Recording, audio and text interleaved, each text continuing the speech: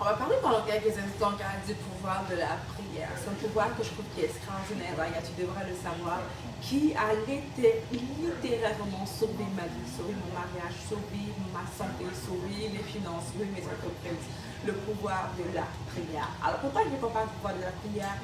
Parce que j'ai eu une révélation assez intéressante. Le Seigneur m'a révélé que la raison pour laquelle beaucoup de personnes n'atteignent pas leur destinée, c'est tout simplement parce qu'ils n'appliquent pas le pouvoir de la prière dans la vie. Je demande aujourd'hui comment tu peux appliquer le pouvoir de la prière, comment bien prier et qu'est-ce que le pouvoir de la prière peut faire pour toi. Salut, salut tout le monde, ici Départ Communique, je suis mentor en consommation de départcommunique.com. J'aide les femmes ordinaires à avoir une vie extraordinaire avec le Seigneur.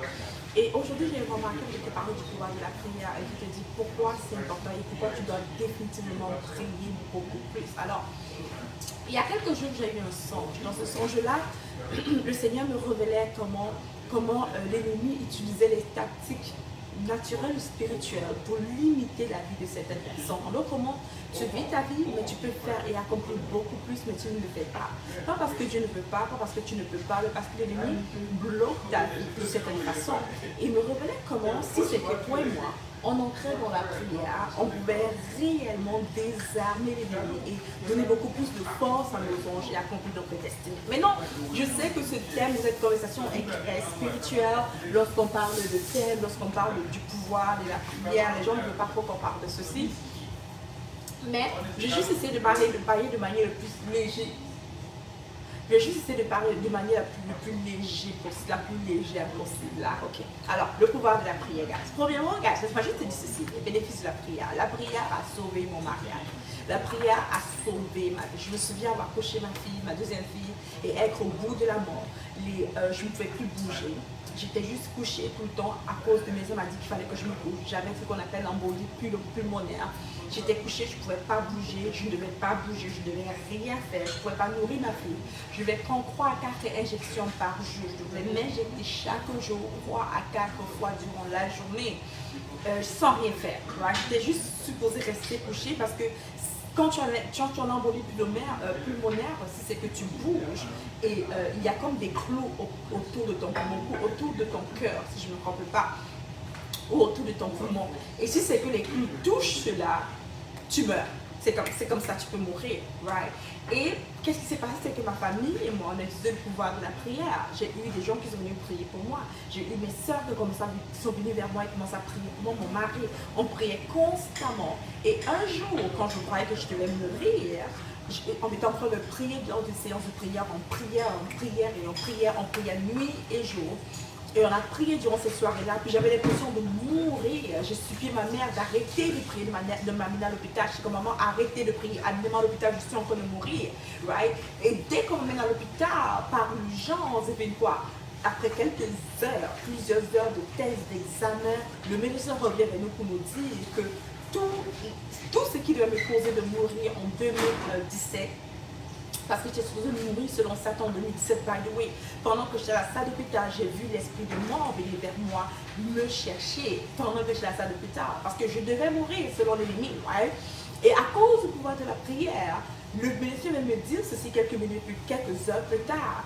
Il dit que tout ce qui était en moi, on devait faire des opérations, on fait plein de choses bizarres. Et tout cela avait disparu. L'embolie pulmonaire avait disparu, le kiss avait disparu, les problèmes d'opération que je devais faire avaient disparu. Tout ce qui était en moi avait disparu. J'ai reçu ma délivrance comme ça, ma guérison comme ça à cause du pouvoir de la prière. Ce n'est pas tout. Mon mari et moi étaient au bord de la séparation. Donc, pour deuxième année de mariage, on voulait se séparer.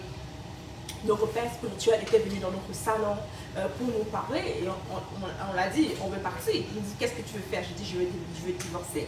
Il a demandé à mon mari, qu'est-ce que tu fais? Mon mari a dit, je veux divorcer. On était tous les deux prêts à divorcer la même journée-là. On venait juste d'avoir notre première fille et on était prêts à divorcer. Et avant de partir, notre père spirituel nous a appris nos communs et a fait une toute petite prière. Écoute bien, il a fait une toute petite prière, une prière tellement sainte. Ah, mais c'est presque inefficace. Mais écoute ce témoignage. Il a fait une toute petite prière et après il est parti. J'entre dans ma chambre. Mon mari est dans la chambre, puis je commence à juste m'asseoir et il y a une présence divine. Écoute ce témoignage, il y a une présence divine dans notre chambre. Une présence que je sais que c'est très fort. Et cette présence me touche. Écoute bien s'il te plaît. Je sens une présence, quelque chose de puissant ancré dans mon cœur. Je vois mon cœur était endurci. Tu sais, si c'est que tu as déjà eu un mari qui... Ah mais tu n'es pas un mauvais mariage, mais imagine que tu as un mauvais mariage, que tu trouves que ton mari n'est pas extraordinaire. Ton cœur est endurci contre ton mari, right? Ou bien imagine-toi, une fois que tu as aimé, quelqu'un t'a vraiment énervé, ton cœur est endurci contre cette personne, right? Je sens mon cœur qui était endurci, dur comme une prière, se dissoudre. J'avais l'impression qu'on a mis... Je ne sais pas s'ils connaissent, il y a la cire. On a l'impression qu'on a mis la cire dans mon cœur, qui dissout mon cœur de tout endurcissement. Je sens mon cœur dissoudre. Mon cœur de pierre se transforme en un cœur de chair. Je le sens, je le vis. Mon cœur se dissout. Et pour dire, je sens les étoiles, les écailles tomber de mes yeux. Je me touche, je regarde mon mari, je suis choquée. Auparavant, mon mari était bon, normal, rien de spécial. C'était juste comme un mariage normal. Je trouve mon mari extraordinairement beau, subitement. Je ne sais même plus pourquoi j'étais fâchée contre lui. Je ne sais même plus pourquoi, mais je le trouve beau. Je me dis, wow, qui est cet homme? Mon mari, il brille à mes yeux. C'est une histoire vraie, je vous assure, dans le nom du Seigneur Jésus-Christ. C'est un témoignage et je veux te le partager pour te dire le pouvoir de la prière. Et mon mari, en même temps, mon mari me regarde. Puis il est comme ça, oh, puis il me dit, tu es subitement tellement belle. Il me dit ces mots, c'est comme si c'est la première fois que je te vois. Mes yeux, les écailles qui étaient sur les yeux de mon mari sont tombés et son cœur a été dissous pendant que moi, ça se passait dans mon cœur, ça se passait dans le cœur de mon mari, sur les yeux de mon mari. On était mariés pendant 1 an et demi, on n'avait pas un bon mariage. Mais dès qu'on a utilisé le pouvoir de la prière, à cause de mon père spirituel qu'on a invité, il a prié pour nous, une simple petite prière. Immédiatement, quelques minutes plus tard, notre cœur s'est dissous. Mon mari m'a reconnu, m'a dit, oh, tu es la côte de ma côte. Il est comme, tu es ma femme. Mon mari m'a reconnu comme sa femme. Rappelle-toi, Mario, que quelques instants plus tard, on était prêts à divorcer. Il m'a reconnu comme sa femme. Il m'a dit, il n'a jamais vu une femme aussi belle comme moi. Et on s'est agenouillés, on a senti qu'il y avait une présence divine, on savait que Dieu était là, on savait qu'il y avait une très forte présence divine qui était là, on s'est agenouillés, puis on s'est dit, on s'est marié devant les hommes auparavant, mais aujourd'hui on se marie devant Dieu. Et c'est un mariage qu'on sait que Dieu a soudé, Dieu a scellé. Et depuis lors, un mariage extraordinaire. Je suis en train de te parler du pouvoir de la prière, le pouvoir de la prière que tu négliges, que tu sous-estimes. Attends, ce n'est pas tout. Je me souviens encore très bien, il n'y a pas quelques instants, j'ai organisé un événement en ligne qui ne se vendait pas vraiment bien. Les tickets ne se vendaient pas. Il y avait très peu de personnes inscrites. Ma famille, je ne comprenais pas. J'ai fait plein de stratégies marketing. Rien ne se produisait réellement. Mon équipe et moi, on priait. Mais en priant sans vraiment. Tu vois, on prie, mais bon. Tu vois, la prière, il y a prier. Puis je parlais du pouvoir de la prière qui va vraiment changer ta vie. Je viens ici parce que je suis en mission, by the way. Je ne viens pas ici parce que je vais te entêter, je vais te changer les idées. Je suis là en mission pour t'aider à élever un autre niveau spirituel que Dieu t'appelle pour atteindre ta destinée. Alors pour mon entreprise, nous, on est en train de vendre des tickets qui ne se vendent pas. On dirait que les gens n'entendent pas. On ne comprend pas. Je ne comprends pas qu'est-ce qui se passe. Je sais que c'est Dieu qui m'a dit de faire ceci. Je sais que je suis sur le plan de Dieu, mais ça ne marche juste pas. Le message ne passe pas. Les gens écoutent sans écouter. Les gens ne prennent pas les tickets. On a vendu très peu de tickets. Alors, quelques temps après, je me dis, ok Seigneur, c'est le temps pour moi de me tourner vers toi. Je fais une simple prière. Écoute bien, une simple prière. Et la nuit même, ou bien quelques temps après, durant la nuit, je vois en songe comment Dieu me dit qu'au départ, il y aura l'impression d'avoir très peu de personnes. Mais 2 heures plus tard, ça me montre comment la salle sera remplie de personnes. Écoute ça. Ce même événement, on était 2 ou 3 jours avant l'événement. Ce même événement, on a eu tellement de personnes inscrites en moins de 2 jours. On a eu tellement de personnes inscrites qu'il n'y avait plus de place. Il n'y avait plus de place. On a maximisé le nombre de places. Le pouvoir de la prière. Un autre témoignage. J'ai des propriétés immobilières que je fais des locations à court terme. On a une propriété immobilière qui ne se louait pas. Right? Ça ne se louait pas, on ne comprenait pas pourquoi. Tu sais, je suis entrepreneur, right? So, on a fait des stratégies marketing, rien ne se passait, rien ne changeait. On a juste joué avec les prix, rien ne changeait.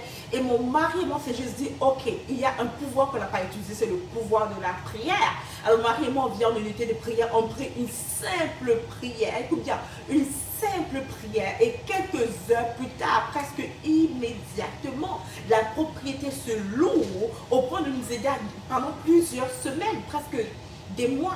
Mais je ne sais pas exactement des chiffres, mais la propriété s'est élevée comme ça, right? Pendant plusieurs semaines. Imagine un business qui était en train de nous amener dans le moins, immédiatement après la prière, nous amène dans le overflow, dans le surplus. Je te parle ici du pouvoir de la prière. Je te donne ces témoignages pour que tu puisses comprendre ceci, que le pouvoir de la prière est réel, que la prière fonctionne, qu'il y a une façon de prier et que ça va fonctionner pour toi si simplement tu comprends les principes de la prière. Are you with me? La prière fonctionne si tu comprends les principes de la prière. Les principes de la prière ne m'ont jamais failli puis ne seront pas te faillir. Pourquoi? Parce que Dieu entend tes prières si tu pries de la bonne manière. Et il est prêt à te répondre. Dieu m'a envoyé ici pour te parler du pouvoir de la prière. Il m'a fait comprendre aussi que plusieurs personnes arrêtent de prier, ils ne prient plus réellement, ils laissent la vie à la vie, se dit que la volonté de Dieu va se faire. Non, la volonté de Dieu s'accomplit si tu actives le pouvoir de la prière. Alors si c'est que tu es fatigué de tourner en rond, tu es fatigué de chercher sans trouver, tu es fatigué d'essayer, d'échouer, et tu es prêt à réellement entrer dans la destinée que Dieu a pour toi, avoir la manifestation financière, santé, maritale, physique, émotionnelle que tu désires, la prière est peut-être la solution maintenant et immédiate. Alright? Alors, si c'est que tu écoutes ces témoignages, gars, pendant que tu m'entends ici, gars, pendant que tu m'entends ici, pendant que tu m'entends, je veux que tu saches que Dieu désire répondre à ta prière. Premièrement, Dieu désire répondre à la prière. À ta prière. La prière n'est pas supplier Dieu, ce n'est pas de commander au Seigneur, ce n'est pas de pleurer devant Dieu. La prière, c'est quand tu t'engages, c'est une sorte d'engagement, c'est comme une sorte de... c'est quand tu t'engages en fait. Prier, ce n'est pas juste de supplier le Seigneur, de demander à Dieu. Prier, c'est comme si toi, quand tu pries, je veux juste que tu penses à toi comme étant un avocat, puis un excellent avocat, avec l'excellent avocat, avec tous les droits. Tu vas devant le juge pour gagner un cas. Right? Quand tu pries, imagine-toi aller à une cour pour gagner le cas. Quand tu pries, imagine-toi aller dans la cour, aller en cour pour gagner un cas. Imagine-toi utiliser les principes divins qui sont les lois divines, pas naturelles mais du royaume des cieux. La prière n'est juste pas la prière, en tout cas, le genre de prière dont je te parle, c'est juste pas un moment où tu pries au Seigneur, s'il te plaît, fais ABC. Non, c'est un moment où tu prends les principes de Dieu, tu prends la loi de Dieu, tu prends la parole de Dieu, tu le présentes à lui pour dire Seigneur, parce que tu as dit ah et que tu es un Dieu juste, voici ce qui doit se produire. Est-ce que si c'est que, imagine ça, imagine que tu te rends en cours, imagine que tu te rends en cours et que tu es un très bon avocat. Tout le monde a vu peut-être ce qui s'est passé avec Johnny Depp et son épouse, avec son ex-épouse, avec Johnny Depp, right? Il a gagné, pour gagner ce qui s'est passé, ce n'était pas émotionnellement. Right? La fille a dit que Johnny Depp l'a frappée, elle a dit qu'elle était agressive, elle a dit plein de choses, mais ils ont pris des preuves, ils ont pris la loi et devant la cour, ils ont gagné. Pourquoi? Parce qu'ils ont présenté des faits, ils ont présenté la loi à cause que la loi, pas les émotions, pas les sentiments. Alors la prière ne se base pas sur les sentiments, la prière ne se base pas sur les émotions, la prière se base sur les principes de Dieu qui veut dire la parole de Dieu. Yes, yes. Alors Dieu plusieurs fois m'a guéri, m'a délivré, a transmis drastiquement mes finances, a restauré mon mariage. Il a fait tellement de choses pour moi et pour les gens que je connaisse au travers du pouvoir de la prière. Puis il n'est pas fait au-delà aussi pour toi. Mais il faut que tu saches comment prier. Je vois trop de personnes supplier le Seigneur et croire que Dieu ne répond pas, que Dieu n'entend pas. Je vois trop de personnes arrêter de prier, tout simplement parce qu'ils croient que ça ne fonctionne pas. Je vois trop de personnes, lorsqu'ils veulent même prier, n'ont même plus la force de prier parce qu'ils sont fatigués de prier sans avoir des résultats. Aujourd'hui, je suis là pour te montrer exactement comment tu vas faire et comment tu dois faire pour prier afin d'avoir des résultats. Ma question pour toi, c'est: are you ready? Est-ce que tu es prêt à avoir des résultats lorsque tu pries, lorsque tu ouvres ta bouche? Can I have my Bible, please, my love, the French one? Est-ce que tu es prête à avoir des résultats lorsque tu ouvres ta bouche pour parler à Dieu? Est-ce que tu es prête à avoir des résultats lorsque tu pries? Est-ce que tu es prête à être une femme de prière au point que lorsque tu pries, tu as tellement de réponses à tes prières que ta famille, tes amis, tes collègues viennent vers toi pour que tu pries pour eux? Tellement tu as un crack pour des réponses à ta prière. Are you ready for that? Tu sais quoi? Je suis tellement parfois excitée quand je prie parce que honnêtement, guys, j'ai un crack record des réponses à ma prière, ok? Parfois c'est presque comme immédiatement. Je me souviens il y a quelques semaines, j'étais dans l'avion et j'ai demandé quelque chose au Seigneur, puis paf, ça s'arrivait. Je demandais quelque chose, paf. C'est comme je pouvais juste ouvrir ma bouche et dans l'eau, Seigneur, et ça se manifestait comme cela, right? Alors pendant que tu es là, gars, si tu es prête pour apprendre à prier. On juste prendre quelques instants simples, la formule rapide et simple pour apprendre à prier. Je me base sur les principes divins ici. Si tu es ready pour cela, fais-moi un yes dans le chat. Ok, mets-moi un yes dans le chat pour me dire que tu es up and ready. Salut Christelle, mets-moi un yes dans le chat pour me dire que tu es up and ready. Mets-moi un yes dans le chat. Mets-moi un yes dans le chat pour me dire que tu es up and ready. Are you ready? Are you ready? Est-ce que tu es prête ici? Est-ce que tu es prête d'arrêter de pleurnicher et commencer à utiliser les principes divins pour prier? Les principes de Dieu. Alright, so let's go. Écoute ça. Je te prends un verset biblique. Le Seigneur a juste guidé dans Matthieu 21. Puis on va juste lire Matthieu 21 rapidement pour comprendre c'est quoi la prière, comment ça fonctionne. Salut, Ruth. Alors ici dans Matthieu 21, je vais lire à partir du verset 1. C'est écrit ceci. En approchant de Jérusalem, ils arrivaient près du village de Belfagé, j'imagine, sur le mont des Oliviers. Jésus envoya, écoute ça. Jésus envoya 2 disciples en leur disant, allez dans le village qui se trouve là devant vous. Jésus envoie les disciples, il a dit, allez dans le village qui se trouve là devant vous. Dès que vous y serez, vous trouverez une ânesse attachée et près d'elle son petit. Détachez-les et amenez-les moi. Si quelqu'un vous fait une observation, vous n'aurez qu'à dire le Seigneur en a besoin. Et il vous laissera prendre immédiatement. En d'autres mots, Dieu les a donné une instruction. Tout cela arriva pour que se réalise la prédiction du prophète. On va relire verset 6 ici. Les disciples partirent donc, ils suivirent les instructions de Jésus. Ils amenèrent l'ânesse et son petit et posèrent sur eux leur manteau. Et Jésus s'assit là-dessus. Écoute bien, je vais juste m'arrêter là. Ici, j'ai pris Matthieu 21, verset 1 jusqu'au verset 6 pour que tu comprennes un principe simple. Jésus a dit, il a envoyé les disciples de faire quelque chose qui, normalement, ça ne fait pas de sens. Parce que les ânesse n'appartiennent pas à Jésus. Ce que les disciples ont eu à faire, ce n'est pas de réfléchir ni d'analyser. Ils ont obéi au Seigneur Jésus. Right? Et qu'on les a posé la question, ils ont répondu ce que Jésus a dit. En d'autres mots, les disciples sont partis en mission en fonction de ce que Jésus a dit. Lorsque tu veux prier, tout ce que Jésus dit est loi. Tout ce que Jésus dit devient principe. Tout ce que Jésus dit, je vais répéter ça, est loi. Tout ce que Jésus dit est principe. Je vais répéter ça. Tout ce que Jésus dit est loi. Tout ce que Jésus dit est principe. Dès que Jésus dit, c'est ça qui est. That's it. La même chose pour toi. Si tu penses au roi Nebuchadnezzar, dans le livre de Daniel, lorsqu'il a dit quelque chose, je ne pouvais pas revoquer ça parce que ce que le roi dit est loi, il ne peut pas le revoquer. Et ce qu'il dit doit s'accomplir. Et la parole nous dit que Dieu veille sur quoi? Dieu veille sur sa parole pour l'accomplir. C'est dans Ésaïe, si je ne me trompe pas. Dieu veille sur sa parole pour l'accomplir. La prière ne se base pas sur tes émotions, tes sentiments, ton désir, ta volonté. La prière se base sur qu'est-ce que Dieu dit. Listen to this, please. La prière ne se base pas sur tes sentiments, tes émotions, ta volonté. La prière se base sur qu'est-ce que le roi dit. Qu'est-ce que Dieu dit. Prier dans le cas ici pour toi veut dire d'entrer dans la cour de justice et présenter ce que Dieu dit. Parce que ce que Dieu dit est loi. Ce que le roi a dit est loi. Ce que le roi a dit est principe. Ce que le roi a dit est article de loi. Si c'est que tu veux gagner dans la prière, si c'est que tu veux avoir des réponses à ta prière comme ça, si c'est que tu vois ta vie transformée, toute ta vie se transformer au travers du pouvoir de la prière, commence à te reposer sur qu'est-ce que le roi dit. Qu'est-ce que Dieu dit. Est-ce que tu connais un avocat qui ne connaît pas la loi? Si tu connais un avocat qui ne connaît pas la loi, tu connais un avocat qui a beaucoup de défaites. Hello?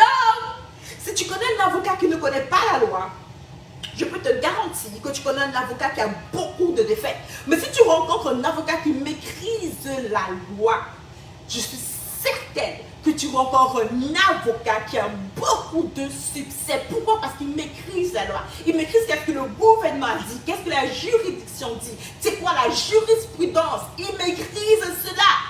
Toi, pour gagner dans le monde spirituel, tu dois connaître qu'est-ce que le roi des rois dit. Tu dois connaître qu'est-ce que la parole de Dieu dit, c'est quoi les lois du royaume, la juridiction. Tu dois savoir. C'est pour cela que tout le monde est équipé de notre livre de loi, avec l'article de loi et toute juridiction qui est la Bible. Écoute ça, écoute bien ceci. Dans la Bible se trouve la loi, ça se trouve aussi les juridictions et la jurisprudence. Right? Tout ce qu'il faut se trouve dans la Bible, même des jurisprudences. Je me souviens quand je faisais le droit du travail, lorsqu'il y avait une situation, et que quelqu'un par exemple, à cause d'une histoire qui s'est passée, et que la justice a rule for them, que la justice a peut-être décidé que le vainqueur est telle personne, à cause qu'une personne a gagné à la cour, l'histoire qui s'est produite dans la vie de cette personne, si c'est similaire, je risque de gagner ma cour. Pourquoi? Parce qu'avant, on a décidé que cette personne avait raison. Si j'ai la même situation, je risque d'avoir raison. La jurisprudence, right? Est-ce que tu es avec moi ici pendant quelques secondes? Are you with me?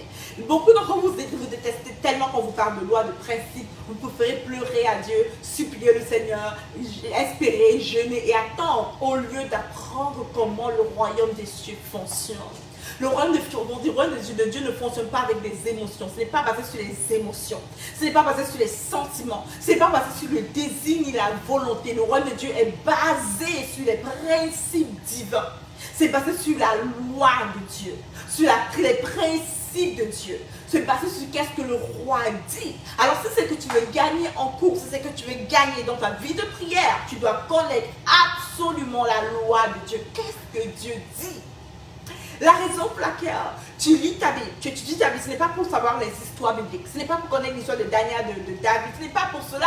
C'est pour connaître les jurisprudences, c'est pour connaître les principes divins, c'est pour connaître la loi de Dieu. C'est pour ça que tu lis la Bible, que tu étudies la Bible. D'effort, lorsque tu connais cela comme un bon avocat, lorsqu'il y a une situation que tu vas dans la cour de Dieu, tu peux présenter ton cas bien. Est-ce que tu es là? Parce que tu connais. Écoute, montre-moi un avocat qui connaît la loi. Je suis certain que c'est le meilleur des avocats maîtrise la loi, maîtrise les jurisprudences. Le meilleur des avocats maîtrise cela. Le meilleur des avocats maîtrise des articles de loi. Il les connaît. Mais montre-moi un avocat qui ne réussit pas, qui n'a pas beaucoup de succès. Tu vas très bien remarquer que c'est un avocat qui ne maîtrise pas la loi. Are you with me? Est-ce que tu sais d'ailleurs que lorsque je vais en cours, ce n'est pas vraiment la vérité qui est importante? Attends, je vais redire ça.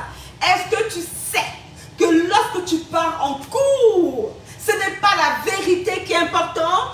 Est-ce que tu sais que ce qui est important lorsque tu pars en cours, c'est qu'est-ce que la loi dit, c'est qu'est-ce que tu peux prouver?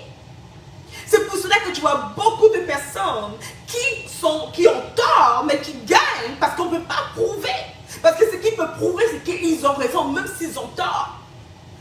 Est-ce que tu sais que parce que si tu connais les lois de Dieu, les principes de Dieu, qu'est-ce que Dieu dit, tu peux gagner presque tous tes cas contre l'ennemi? Tu peux restaurer ton mariage, transformer tes finances, changer drastiquement ta vie parce que tu sais comment prier. On ne prie pas au hasard. On ne prie pas avec ses désirs, ni sa volonté. On ne fait pas que pleurer à Dieu. On prie selon ce que Dieu dit.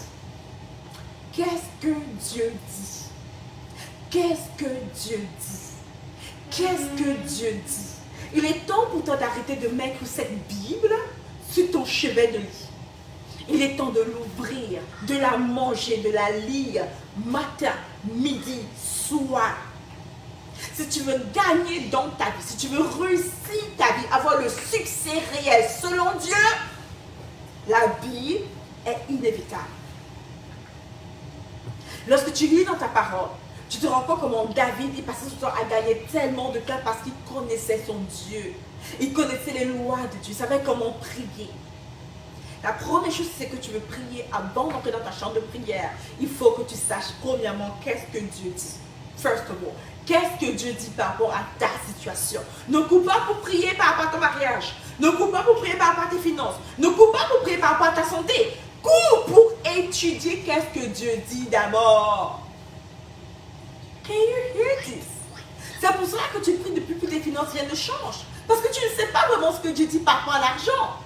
Tu supplies le Seigneur, tu veux que ce soit sa grâce. Et Dieu ne répond pas. Pas parce qu'il ne veut pas parce qu'il est mauvais. Il ne répond pas parce qu'il veut te pousser, te forcer à étudier, à comprendre.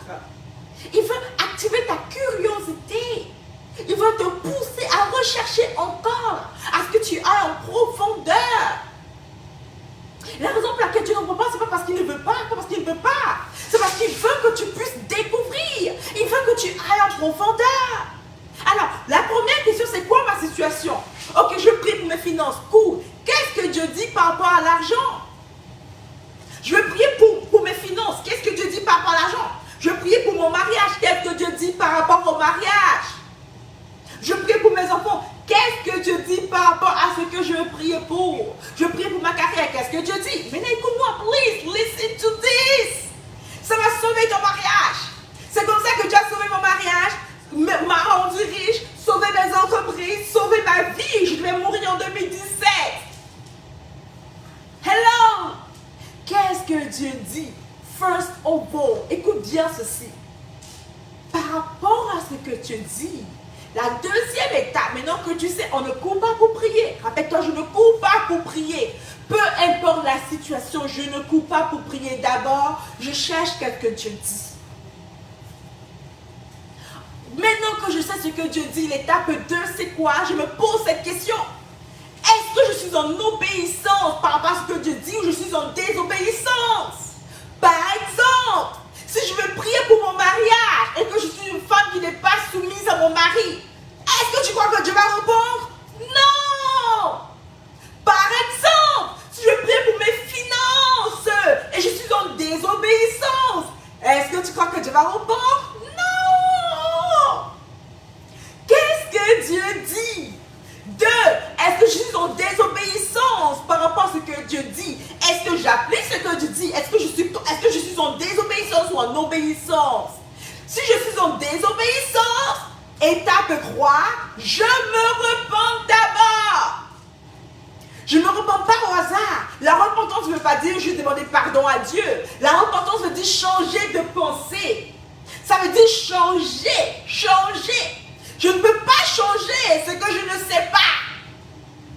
Je vois des gens qui disent, Seigneur, je me repens de tout ce que j'ai fait de mal. Ce n'est pas la repentance. Ce n'est pas la repentance. C'est comme ton enfant dit, maman, je me demande pardon pour tout ce que j'ai fait de mal. De quoi tu parles? I don't know. Il dit, je ne sais pas. Tu dis, mais pourquoi tu te repens? Il dit, je ne sais pas. Parce que ce n'est pas la repentance. La repentance, c'est changer de pensée. Changer. Je choisis de changer. Je reconnais que ça, c'est mal. Je veux changer par rapport à ce qui est mal que j'ai fait. Étape 1. Qu'est-ce que Dieu dit par rapport à ma situation? Étape 2. Est-ce que j'obéis ce que Dieu dit? Si je n'obéis pas, je me repens. Oh Seigneur, ta parole me dit qu'une femme doit être soumise, que le mariage c'est un homme et une femme et que l'homme est la tête de la femme. Et Seigneur, je me rends compte maintenant que je n'ai pas été soumise à mon mari. Je me rends compte, Seigneur Dieu, que j'étais une femme têtue. Je me rends compte que je me suis laissée influencer par le monde. Lorsqu'il parle, je parle. Pour ça, je me repens, Seigneur, que je choisis de ne plus le faire. Je me repens sincèrement devant Dieu. Listen to this. Maintenant que je me repens et je dis, Seigneur, je change de pensée. Je ne veux plus être comme ça. Je me repens pour cela, Seigneur. Pardonne-moi, j'ai fait mal. Hello! Maintenant, je dis, Seigneur, aide-moi à marcher selon ta volonté. Aide-moi, Seigneur. Maintenant que je me repens, l'étape 3.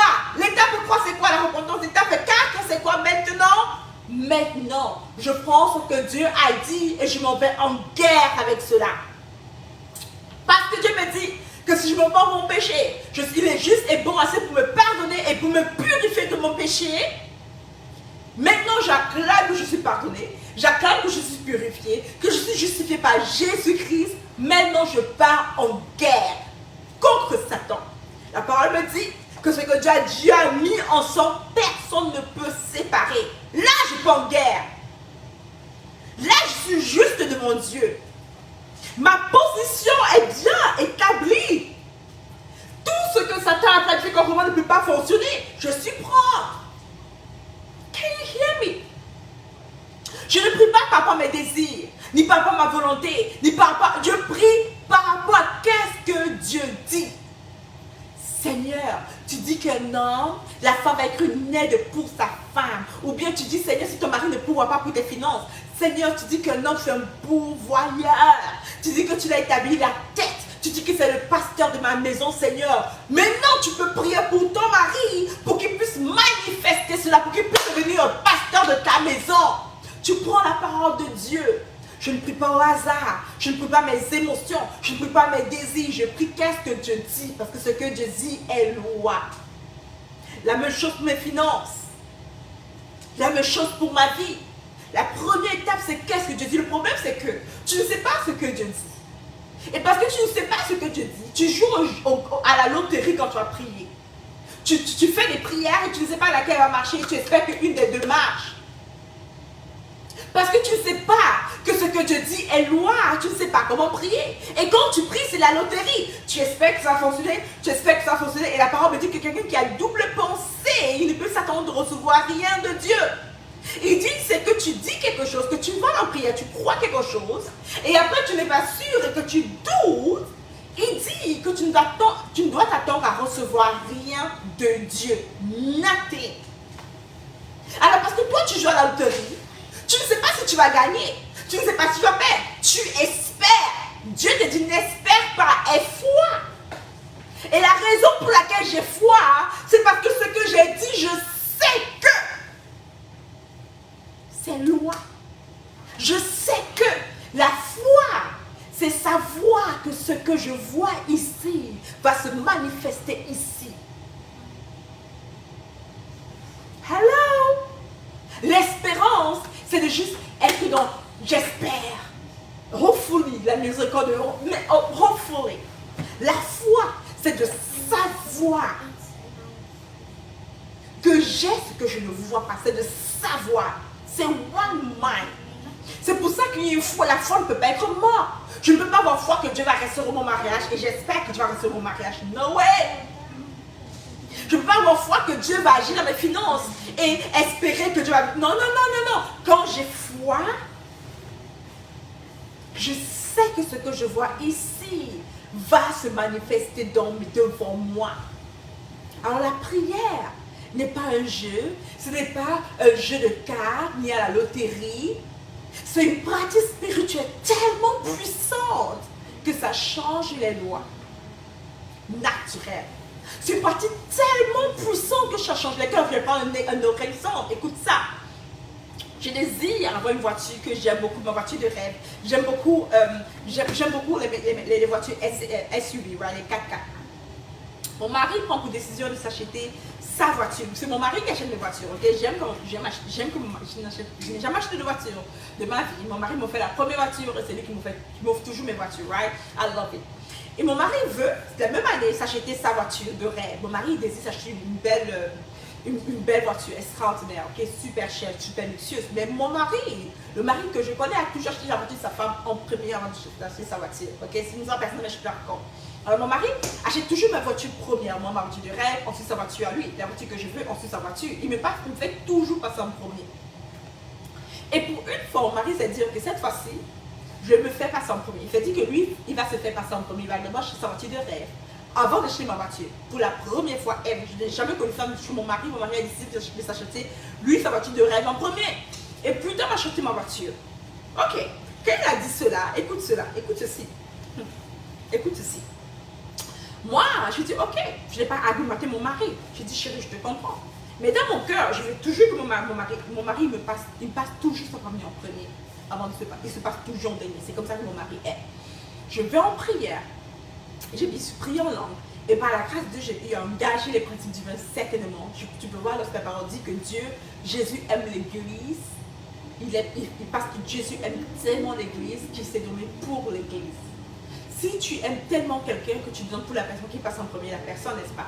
Et le mari doit aimer sa femme comme Jésus aime l'église. Ça veut dire qu'il passe sa femme en premier. Ok?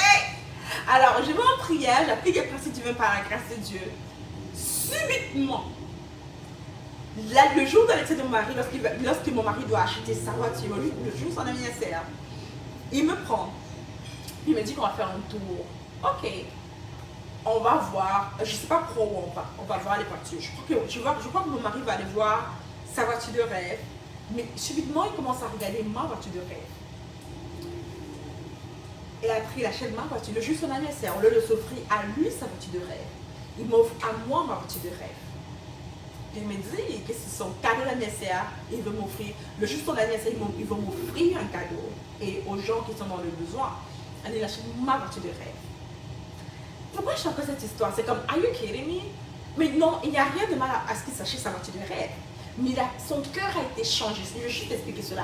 Son cœur, il s'était dit, non, cette fois-ci, je me passe en premier. Moi, je n'argumente pas avec lui, je vais en prière. Et immédiatement après, il change son cœur. Ah oui, ça arrive.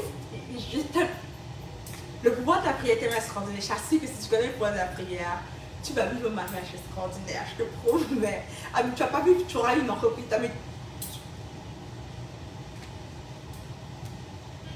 Je parle le mot. Ah oui, le pouvoir de la prière, guys. Tu n'as pas besoin d'argumenter. Tu n'as pas besoin de beaucoup parler. Tu as besoin de juste entrer dans ta chambre de prière. Pour ce que tu désires accorder en fonction de la parole de Dieu. Tu vas me dire, mais Débra, où est-ce que c'est écrit que ton mari ne peut pas se passer en premier? Well, la parole me dit que Jésus-Christ a tellement aimé l'Église qu'il est mort pour elle. Jésus-Christ ne s'est pas passé en premier, il a passé l'Église en premier. C'est ainsi que Marie doit aimer sa femme. Ton mari doit te passer avec les enfants en premier. C'est pour cela que lorsqu'il y a n'importe quelle guerre, tu peux le lire dans la Bible, les maris s'en vont, ils vont protéger les enfants et leurs femmes, ils vont mourir pour leur famille. En premier, pas eux. En premier, ils passent leur famille. Et Dieu désire cela pour ta famille. Dieu désire que ton mari te passe en premier. C'est comme ça que Dieu passe les désirs de ses enfants en premier. Dans le sens où, quand je vais expliquer ça, ne crois pas que Dieu, c'est toi qui passes en premier. J'espère que tu me comprends avec des oreilles spirituelles ici. Je ne dis pas que Dieu n'est pas important, Dieu est très important, right? Mais comme il meurt pour nous, tu comprends l'essence. Jésus-Christ meurt pour nous. Il a tellement aimé le monde qu'il a donné son Fils unique, en fait, que tout le monde ne périssait pas, mais qu'on ait la vie éternelle. Right? Il ne s'est pas passé lui en premier, il a passé nous en premier. Right? Il dit que le plus grand, right, que le maître, que le leader, soit cette personne qui lave les pieds. Ah, mais j'espère que tu me comprends ici lorsqu'on parle de mariage. Puis peut-être tu dois chercher à étudier plus sur le mariage. En d'autres mots, c'est que tu comprends les clés de la prière. C'est que tu comprends le pouvoir que tu as dans ta main avec la prière. Ta vie peut drastiquement changer. Maintenant, je vais t'inviter à lire un livre que j'ai lu, qui m'a vraiment impacté. C'est le livre du pasteur Kenneth Hagin. Il est mort, ça fait des années. Kenneth Hagin. Et le nom de cela s'appelle...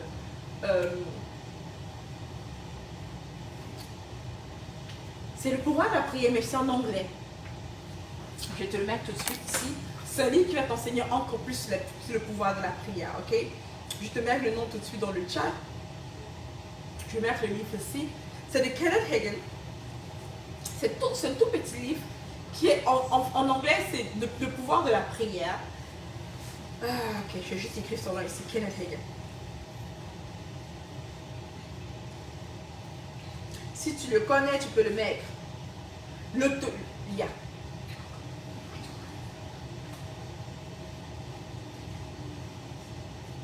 Je vais le mettre dans le chat ici. Tu vas pouvoir le lire, ok? C'est un livre qui t'apprend exactement comment prier, de la puissance de la prière, right? Alors, le nom du pasteur, c'est Kenneth Hagin. Tu vas pouvoir voir son livre sur Amazon, c'est le pouvoir de la prière. Je vais le mettre dans le chat ici. Tu vas juste cliquer sur le chat. Sur le commentaire pour te l'acheter. Alors, si tu as des questions, je peux te répondre à tes questions, guys. C'est tout ce que j'ai dans ma poche pour toi. Il y a un autre livre qui s'appelle Gangster Prayer, prière des gangsters. Ça, c'est pour les gens qui sont vraiment spirituels, qui sont prêts à aller en guerre, right? Alors, ça, c'est le livre de Kenneth, du pasteur Kenneth Hagin. Alright, je vais mettre dans le chat. De moins je vais mettre dans le chat. Tu vas pouvoir te l'acheter. Et tu peux aussi l'écouter. Il est mort depuis très longtemps, mais c'est un livre tellement puissant qui a vraiment changé ma vie spirituelle lorsqu'on parle de la prière. J'ai mis son nom dans le chat. There we go. Ok. Maintenant, la raison pour laquelle je t'ai fait ce direct, la raison pour laquelle je te parle vraiment de ce direct, guys, Kenneth Hagin, je l'ai mis dans le chat, tu vas voir son nom maintenant. La raison pour laquelle j'ai fait ce direct, c'est parce que le Seigneur m'a avisé de le faire. J'ai eu une révélation, le Seigneur m'a demandé de faire ce direct et de parler du pouvoir de la prière. Il m'a révélé que beaucoup de personnes, leur destinée était refrain à cause du manque de prière. Il m'a dit que la prière n'est pas optionnelle, elle est obligatoire. Il m'a dit que si c'est que tu veux fortifier tes anges, si c'est que tu veux atteindre ta destinée ou l'accomplir, tu dois obligatoirement prier. Il m'a dit que pour les enfants de Dieu, la prière n'est pas optionnelle, ce n'est pas volontaire, elle est obligatoire. Tu ne pries pas parce que tu veux prier, tu pries parce que tu dois prier. Tu ne pries pas quand tu désires prier, tu pries parce qu'il faut que tu pries. Il ne faut pas prier une fois de temps en temps, une fois par jour, 2 fois par jour. Il faut prier tout le temps. Le plus tu pries, le plus est mieux pour toi. Le Seigneur m'a fait comprendre qu'il y a plusieurs personnes qu'il a mis de grandes destinées. Et l'ennemi est en train d'enfreindre, l'ennemi est en train de détruire ou de retenir la destinée. Et il a besoin que tu pries. Il m'a parlé d'une vision que le pasteur Mohamed Sanogo a eue et qu'il a donné comme témoignage. Le pasteur Mohamed Sanogo a raconté cette vision qu'il a reçue lorsqu'il priait. Dieu l'a montré le président d'un pays, comment le président était protégé lorsque l'église priait pour le président du pays. Le président était protégé, il y avait des anges qui le protégeaient, qui le gardaient. Lorsque l'ennemi envoyait plein de flèches contre le président, ça ne le touchait pas. Et quand l'église a commencé d'arrêter de prier pour lui, les anges n'étaient plus fortifiés. Subitement, les flèches de l'ennemi touchaient les anges, touchaient le président. Et parce que les flèches de l'ennemi touchaient le président commençait à prendre des lois qui étaient contraires au plan de Dieu. Et après le président est devenu contre l'église, il est devenu un homme qui a travaillé vraiment contre l'église. En d'autres mots, le plan de Dieu ne s'est pas accompli, mais le plan de Satan s'est accompli. Pourquoi? Parce que l'église avait arrêté de prier. Et Dieu me dit ceci, il me dit que pour ta propre vie, le plan de Dieu veut s'accomplir, mais si tu ne pries pas, devine quoi? Si tu ne pries pas, le plan de Satan va s'accomplir. Arrêtez de dire que non, la volonté de Dieu va se faire. Non! La volonté de Dieu se fait quand tu pries. Prier me dit que tu demandes à Dieu d'intervenir. Tu donnes l'autorité à Dieu. Tu donnes la place à Dieu. Tu fortifies tes anges. La volonté du diable va se faire si c'est que tu ne pries pas. By the way, dans ton mariage, tu ne pries pas pour ton mariage, la volonté de Satan va se faire. Tu ne peux pas pour tes entreprises, la volonté de Satan va se faire dans tes entreprises. Tu ne peux pas pour tes finances, la volonté de Satan va se faire. Écoute-toi, quand tu pries, la volonté de Dieu se fait. Quand tu ne pries pas, la volonté de Satan se fait. Il y a toujours deux volontés, Dieu ou Satan. Et en passant, Satan n'est pas, l'adversaire de Dieu n'est pas Satan. L'adversaire de Satan, c'est l'ange Gabriel, c'est l'ange méchant, Michel Archange, right? C'est lui qui est le concret, c'est pas comme Dieu. Dieu est au-delà de Satan, on le sait. Mais il faut que tu pries. Si tu ne pries pas pour ta vie, pour tes journées, pour ton travail, pour ton mariage, pour tes enfants, devine quoi? La volonté de Satan s'accomplit. Pourquoi? Parce que tu n'es pas protégé. Alors arrêtez de croire que c'est automatique parce que tu es chrétien, tu pries un peu. Non, tu pries beaucoup, tu pries souvent, tu pries tout le temps, continuellement, sans aucune saison. Un chrétien prie, il doit avoir une vie de prière et de jeûne active. Tu jeûnes une fois par semaine, au moins, et tu pries continuellement. Ose me mettre en test, commence à prier tout le temps, le plus souvent possible, et à jeûner au moins une fois par semaine. Et tu vas voir ta vie changer comme ça. Tu vas voir tes émotions changer. Tu vas voir tes pensées changer. Tu vas voir ta manière de faire changer. Tu vas me dire, oui, mais j'ai déjà essayé. Non, écoute bien. Prier, je t'ai montré comment prier avec les principes de Dieu, avec la parole de Dieu. Et après que tu aies prié, bien sûr, tu ne vas pas dire le concret de ce que tu as prié, tu gardes la foi. Je te garantis ici que si tu te mets au test de prier pendant quelques jours simplement, d'intégrer le jeûne, de jeûner du matin jusqu'à 15 heures, et de prier le matin. Lorsque tu lèves tôt le matin, prie. À midi, prie. Le soir, prie. Hello, quand tu pries, tu es dans le craint, prie. Et tu vas être choqué de te rendre compte que ta vie va commencer à changer positivement. Au départ, ça n'a pas l'air graphique. Au départ, au contraire, on dirait que les choses ne changent pas. Mais spirituellement, ça change. Parce que tout d'abord physique, tout d'abord spirituel avant d'être physique. Au départ, naturellement, ça n'a pas l'impression de changer. Tu vas te dire pourquoi?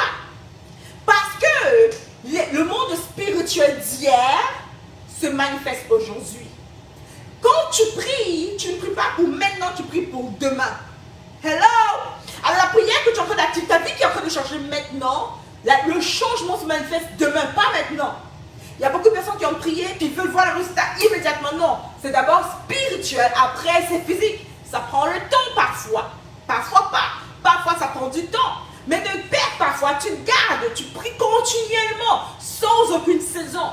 C'est comme quelqu'un qui sème et qui sème et qui sème et qui sème et qui sème. Devine quoi, il va recoter.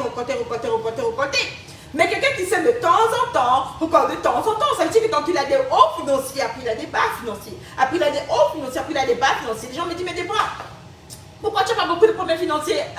Parce que parfois, quand je suis intelligente, je sème. Je travaille. Si je travaille de temps en temps, je mange de temps en temps. Si je travaille tout le temps, je mange tout le temps. La même chose pour la prière. Pourquoi tu es si joyeuse? Pourquoi tu es si heureuse? Prie. Reste dans la foi. Hello. Sois d'être spirituel d'abord, avant d'être un ex physique. Et je suis pas là pour te dire que je suis spéciale, il n'y a rien de spécial en moi. Parfois, j'ai oublié de prier beaucoup. Parfois, je néglige ma vie de prière comme toi. Parfois, Dieu me réveille avec une petite chiffre et je me réactive. Right? So, je suis là pour te dire que même si c'est que tu n'étais pas parfaite hier, tu peux le devenir aujourd'hui. La vie que tu veux avoir ne peut pas s'accomplir tant que tu n'es pas une personne qui prie. Pourquoi? Parce que l'ennemi prend trop de place. L'ennemi, lorsque tu ne pries pas, il prie contre toi. Ses proclamations agissent contre toi. Sa vision agit contre ton mariage, contre ta famille. So, la prière n'est pas optionnelle, elle est obligatoire. Je ne prie pas si je désire parce que je veux, je prie parce que je dois. Je ne prie pas quand je veux, je prie parce que je dois prier. Tout le temps, en toute saison. Alors, si c'est que tu viens d'arriver dans ce direct, je te montrer un peu plus tôt comment on fait pour prier efficacement. Je te fais comprendre les clés de la prière. J'espère que tu étais béni par ceci, guys. J'espère de tout mon cœur que tu étais béni par ceci, guys. Moi, j'ai obéi à ce que Dieu m'a demandé de faire et j'espère que c'est une mission accomplie. Maintenant, je vais prier pour toi. Ok? Je vais te dire ce que j'ai vu dans la vision que Dieu m'a montré. Il m'a vraiment révélé beaucoup de destinée. Il m'a montré un enfant, et je vais juste parler de ce que Dieu m'a montré dans ma vision. Il m'a montré un enfant de 15 ans qui manquerait, qui était appelé à le servir grandiosement. Et l'ennemi a mis de la mauvaise compagnie autour de cet enfant pour que l'enfant se détourne du chemin. Le Seigneur m'a fait comprendre qu'il y a des membres de ta famille qui ne sont pas des humains. Parfois, je ne veux pas être trop spirituelle parce que je ne veux pas dire des choses qui vont peut-être les gens vont se trouver. Mais il m'a fait comprendre qu'il y a des membres de ta famille, je te le dis en passant, qui ne sont pas des humains. Il y a des membres de ta famille qui ne sont pas des humains.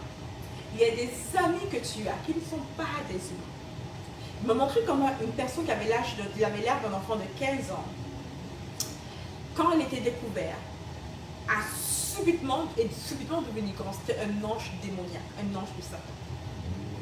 Ils prennent les visages, ils prennent les corps, il y a beaucoup plus que tu ne penses, que ton boss de travail, ton collègue ne sont pas des humains.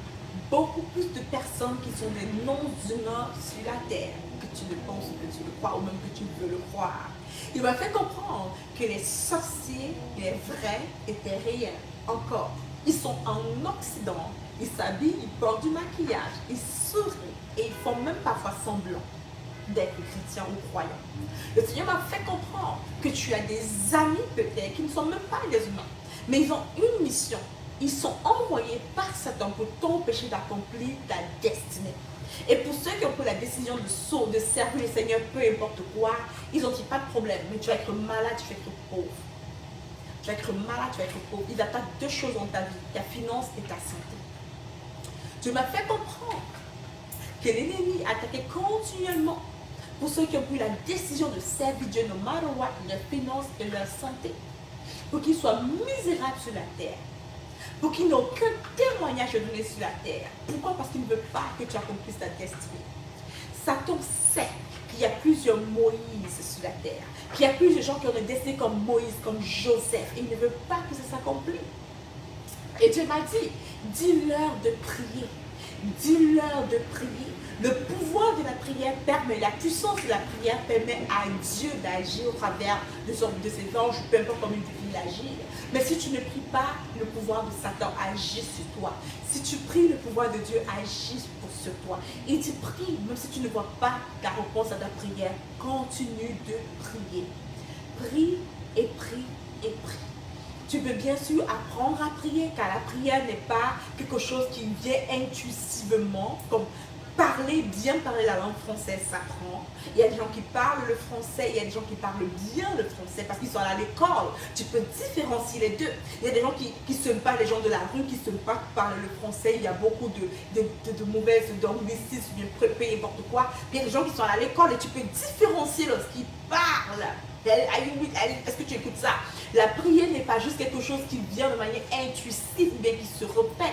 La prière s'apprend. Alors tu peux apprendre comment prier, comme tu peux apprendre comment te maquiller, comme tu peux apprendre comment crescer, tu dois apprendre comment prier. La prière n'est juste pas quelque chose qui vient naturellement, non, ça s'enseigne, ça s'apprend. C'est pour cela que les disciples de Jésus ont dit, apprends-nous à prier.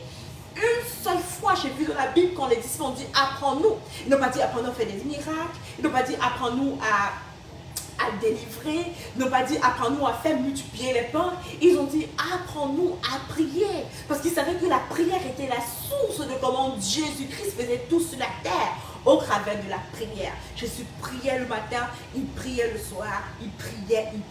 Grâce au travers de du pouvoir de la prière, il voyait Dieu faire et il faisait. La prière n'est pas optionnelle, elle est obligatoire.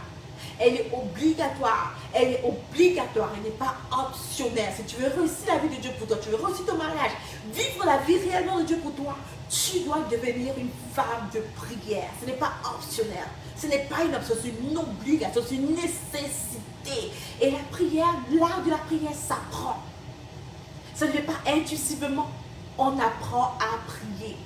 On apprend à prier. On apprend à prier. J'ai appris à prier au travers du pasteur, au travers du docteur Maurice Monroe. J'ai plusieurs livres de la prière. J'apprends à écouter la voix du Saint-Esprit. J'apprends ma vie spirituelle, j'apprends presque chaque jour. J'apprends à prophétiser. J'apprends à clarifier entendre la voix de Dieu. J'apprends à prier. Je prends les cours sur la prière. Je prends les cours pour apprendre à prier. J'apprends continuellement à mieux prier, à bien prier. J'apprends à reconnaître Dieu. J'apprends, j'investis, je paye des cours, des formations, je voyage. Are you with me? Je voyage, j'apprends. Il faut que tu apprennes à prier. La prière n'est pas intuitive. C'est un art qui s'apprend. Are you with me? Comme tu apprends à cuisiner, tu apprends à prier. Je ne prie pas juste au hasard. C'est pas juste dire des mots. C'est comme pour dire devenir un avocat, c'est juste de parler parce que tu as vu un film des avocats, tu as juste parlé loi et l'ordre, tu as juste parlé. Non. Être un avocat s'apprend. Devenir un meilleur avocat s'apprend. Ça vient avec de la pratique, de l'apprentissage. Il y a un prix à payer. Il y a un prix à payer. Arrêtez de croire que ça arrive comme non. Non. Il y a un prix à payer. Pour devenir la femme de prière, il y a un prix à payer. Il y a un prix. Il y a les nuits blanches compris que je paie. Je paie mon argent, les nuits blanches, mon temps. Beaucoup de choses. Il y a un prix à payer. Je paye mon sang. I'm telling you. Je paye mon sang. C'est pour ça qu'on dit que je paye le prix faire enfant. Et tu dois le faire. Tu dois le faire. Tu dois payer un prix. Il y a un prix pour devenir un intime de Dieu. On n'est pas juste un intime de Dieu. On paye le prix. Tu payes le prix de ton sang, guys. Il y a un prix à payer. Tu te lèves plutôt à 4 h du matin, 5 h sur le pot, tu dors minuit, 1 h, 3 h, il doesn't matter, il y a un prix à payer, ce n'est pas gratuit. Arrêtez de croire qu'avec Dieu c'est gratuit. Non, non, il n'y a rien de gratuit d'ailleurs avec Dieu. À part le Jésus-Christ qui est mort pour toi et moi. That's it. Le reste, tu payes un prix. Tu payes le prix. Tu payes le prix pour attendre à reconnaître la voix de Dieu. Tu payes un prix pour cela. Dieu ne va pas juste donner les dons prophétiques comme ça à n'importe qui. Non, tu payes un prix. Paye le prix. Tu lis, tu apprends à prier. Tu écoutes, tu écris des notes, tu pratiques. Il y a un prix à payer pour devenir quelqu'un qui prie efficacement. Alors parce que tu payes ton prix, maintenant tu deviens quelqu'un que les gens viennent vers toi pour avoir l'information. Tu deviens quelqu'un que les gens viennent vers toi pour que tu pries pour eux. Et quand tu pries pour eux, immédiatement presque, ils ont des réponses à leur prière. Pourquoi? Parce que tu sais comment prier. Parce que tu as payé le prix pour apprendre à prier. Et que tu as pratiqué. Et maintenant, tu es au stade où lorsque tu pries pour quelqu'un, elles sont guéries par, où ils sont guéris. Ils ont des réponses à leur prière. Ils ont des choses prophétiques. Les choses arrivent parce que tu as payé le prix. Alors arrête de croire que parce que tu pries de temps en temps, tu dis Seigneur, je veux que ton intime, Seigneur, je te connecte. Non, tu ne veux pas le connaître. Si tu connais que Dieu, tu payes le prix pour le connaître. Dieu, c'est pas un nom, bien sûr, mais Dieu est cher en passant. Il va au-delà de l'or, au-delà du diamant. On ne le connaît pas juste parce qu'on désire le connaître. On le connaît parce qu'on paye le prix pour le connaître. On paye le prix pour connaître Dieu. On lit, on étudie, on souligne, on pratique, on essaie, on attend des heures. 39 jours dans le désert, en haut de la montagne, pardon. On dit pourquoi est-ce que Moïse est descendu le 40e jour? Parce que c'est le 40e jour que Dieu s'est manifesté. 39 jours à attendre. Tu peux attendre à peine 5 minutes dans ta chambre de prière après que tu pries pour que Dieu te parle. Tu attends à peine 30 minutes. Tu n'attends même pas. Si Dieu ne parle pas, est-ce que tu attends que Dieu te parle? Après que tu pries, tu parles. Tu n'attends pas que Dieu te parle. Tu pries, amen, tu parles. Non! Tu as parlé. Quand est-ce que Dieu te parle? Amen. Anyway, il y a beaucoup plus que cela. Alors, si tu veux bien, va lire, va trouver le livre de Kenneth Hagin sur Amazon.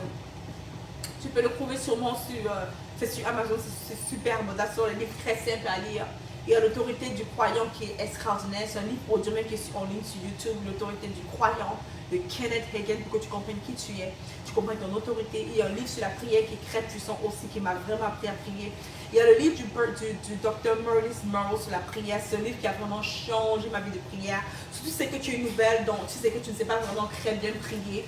Le livre du Dr. Maurice Merle qui s'appelle Prayer, prière, a changé gracieusement ma vie spirituelle en priant. C'est un livre qui m'a vraiment aidé. Il y a aussi, il y a plusieurs livres, okay? Il y a plusieurs livres par rapport à la prière que tu peux utiliser. Il y a une vidéo que je veux aussi te donner comme référence par rapport à la prière du pasteur Mamadou Kamhaberi sur comment prier. Il a fait une conférence à ICC puis il enseignait sur comment prier qui est très efficace. Je veux que tu commences à étudier la prière, à apprendre à prier, à pratiquer la prière et tu vas voir comment les choses vont changer. Alright? Alors, ça va aller pour moi les meilleurs. Je te laisse sur ces gars. On se dit à la prochaine. Puis avant que je ne parte, écoute ça. J'organise une formation ce week-end. Ce jeudi, par exemple. Ce jeudi. Et si tu m'entends, je vais organiser un autre jeudi aussi. Mais ce jeudi, j'organise une formation sur comment faire pour une vie spirituelle équilibrée et réveiller ton audace divine. Si c'est que tu veux grandir ta vie spirituelle, que tu désires avoir une vie spirituelle équilibrée, que tu désires réellement réveiller ton audace divine, cette formation est importante. C'est une formation gratuite en ligne. C'est un webinaire complètement gratuit en ligne que je suis en train d'organiser. Je mets le lien dans le chat si c'est que tu veux. Je mets le lien dans le chat. Qui veut cela? Je mets le lien dans le chat. Tu vas pouvoir cliquer là-dessus pour t'inscrire à la formation complètement gratuite. Ok? Comment faire pour avoir une vie spirituelle équilibrée avec ton audace divine. Je fais la formation ce jeudi. À 14h de Montréal, 21h de Paris. Je vais mettre le lien sur la barre de description aussi. Je vais mettre le lien sur la barre de description pour que tu t'inscrives. Je vais bien sûr te donner des références pour ta vie spirituelle. C'est que tu dis d'avoir plusieurs références pour ta vie spirituelle. Je te donne déjà cette formation. Je t'apprends beaucoup de choses sur le côté spirituel. C'est que toi, tu veux changer ta vie spirituelle. Ne manque pas la formation. Je mets le lien dans le chat, je mets sur la barre de description. C'est vraiment pour les gens qui veulent désirent être beaucoup plus spirituels et changer leur vie spirituelle, ok? Si c'est que tu veux avoir une vie spirituelle équilibrée, réveiller ton audace divine, ne manque pas la formation de jeudi. Ça va être sur Zoom, c'est une formation complètement gratuite. Je te montre comment faire pour réveiller ton audace divine et avoir une vie spirituelle équilibrée. Alright? Alors, that's about it, les meilleurs. Soyez bénis, on se dit à la prochaine. Oh, je vais prier pour vous. Alors maintenant, je vais juste prier, je vais libérer des paroles prophétiques. Seigneur, juste dis ce que Dieu m'a dit. Dieu m'a fait comprendre que, je vais juste te dire ce que Dieu m'a dit, ce que je vois, ok? Dieu m'a fait comprendre que plusieurs personnes cette année devaient acheter leur maison. Et je déclare cela dans ta vie. Je déclare au nom de Jésus-Christ que tu achèteras ta maison cette année. Que tu ne sais pas par où ni comment. Je vois beaucoup, je vais juste te dire une parole prophétique que je reçois et que j'ai reçue. Pendant que je te parle, je vois plusieurs personnes qui sont comme la femme qui, avec Élie, si je ne me trompe pas, cette femme-là, qui devait nourrir son enfant, mais elle avait très peu de nourriture qui lui restait. Elle avait un peu de farine, quelque chose de genre qui lui restait. Et le prophète vient, il lui dit, fais du gâteau et donne-moi. Et elle le fait, elle donc fait le gâteau, elle donne au prophète. Et ensuite, il lui reste beaucoup de choses, d'huile avant, quelque chose de genre. Donc, beaucoup de femmes, beaucoup de personnes qui n'ont pas beaucoup en cet instant. Et je ne suis pas d'acheter ta maison, tu me dis des bras, c'est impossible. Tu te dis c'est possible. Il te dit que c'est possible. Cette année, je t'assure que je vois beaucoup de personnes recevoir les clés pour leur propriété immobilière, des terrains, des maisons, des terrains que Dieu donne à ses enfants. Que Dieu donne à tes enfants. Il te dit juste faire un pas de foi. Tout ce que tu as fait, c'est un pas de foi. Dieu te donne ta maison que tu désires. Il te donne cette prochaine immeuble. Il te donne ce terrain. Fais juste un pas de foi. Dieu te dit. I'm very serious, ok? C'est une parole prophétique que j'ai reçue depuis novembre, octobre dernier, si je ne me trompe pas, et que je reçois pendant que je te parle encore. Dieu dit, je sais que beaucoup de personnes, et j'entends ces paroles qu'il dit, il dit, I will take care of you, je vais prendre soin de toi. Genre, je dis, Seigneur, comment je vais faire? Tout le monde parle de crise, problème de finances, tu veux retenir ton argent, tu as peur de dépenser, tu as peur à cause de l'argent. Dieu te dit, je vais prendre soin de toi. Rappelle-toi, l'Éternel est ton berger, je ne manquerai de rien. Il dit, qui est ton berger? Si c'est Dieu ton berger, si c'est Dieu ton berger, tu ne manqueras de rien. Il dit, va prendre soin de toi. Je vois beaucoup pendant que je te parle, il y a plein d'inquiétudes financières ici pendant que je vous parle, guys. Il y a beaucoup de personnes qui ont de l'inquiétude financière, qui se disent, Seigneur, tu pries à Dieu par rapport à tes finances, tu cherches à Dieu par rapport à tes finances, tu es dans une position où tu veux vraiment voir la main de Dieu pour tes finances, et tu dis, Seigneur, comment faire? Je vais t'inviter à engager la loi de la semence et la récolte, ok? Je vais t'inviter à prendre, c'est juste un acte prophétique que je veux que tu fasses, guys. C'est un acte prophétique que je veux que tu fasses. Je veux juste que tu prennes le peu que tu as pour nourrir un pauvre, nourrir celui qui est dans le besoin. On va donner à quelqu'un qui est dans le besoin et dire, Seigneur, je sème pour récolter. Ok? Tu vas juste activer la loi de la sémence de la récolte. Par exemple, je me souviens une fois que Thierry m'a révélé au travail de quelqu'un d'autre que beaucoup de gens veulent recevoir des arachides, ils vont récolter des arachides. Ils sont comme, terre, donne-moi des arachides, terre, donne-moi des arachides, terre, donne-moi des arachides. Et la terre dit, je désire te donner des arachides, mais j'ai besoin que tu me donnes une sémence. Donne-moi une semence et je te donne des arachides. Right? That's it. Si tu veux des maïs, donne une graine de maïs. Donne une sémence, tu récolteras des épis de maïs. Yes, yes. Alors ici, je veux que tu engages la loi de la sémence de la récolte. Il faut que tu sèmes. Prends quelque chose que tu étudies la Bible, la parole de Dieu par rapport aux finances, aux principes sur les finances. J'ai un cours qui t'enseigne très bien sur les finances. Et ce cours, c'est un cours payant. Tu peux te le mettre dans le lien dans le chat, c'est pour ceux qui sont intéressés. Mais prends n'importe quoi que tu as, même peu importe ce que tu as, et va nourrir le pauvre, va nourrir celui qui est orphelin, va donner de l'argent à quelqu'un d'autre, quelqu'un qui est dans le besoin. Okay? Ne retiens pas, durant le temps de crise, tu ne retiens pas ce que tu as. Si tu retiens ce que tu as, tu meurs avec ce que tu as. Tu dois ouvrir ta main pour recevoir. Tu ne fais pas comme ça. Comme ça, tu ne reçois pas. Tu dois ouvrir. Il faut donner. Prends un peu que tu as, donne un pauvre, donne un orphelin, donne un projet pour construire une immeuble pour l'église. Donne à quelqu'un qui est dans le besoin et dis, Seigneur, au travers de cet acte, Seigneur, je m'engage. J'engage les principes de la loi et de la sémence, de la récolte, de la loi de la sémence et de la récolte. J'engage ce principe. Sa parole a dit que tant que le ciel, la parole de Dieu nous dit dans Genèse que tant que le ciel va s'élever, tant que le soleil va se lever et que la nuit va tomber, la loi de la sémence et de la récolte ne va jamais arrêter de fonctionner. Ah, mais si c'est que, pour savoir si c'est que la loi de la récolte et de la sémence arrête de fonctionner, il faut que le jour ne se lève pas.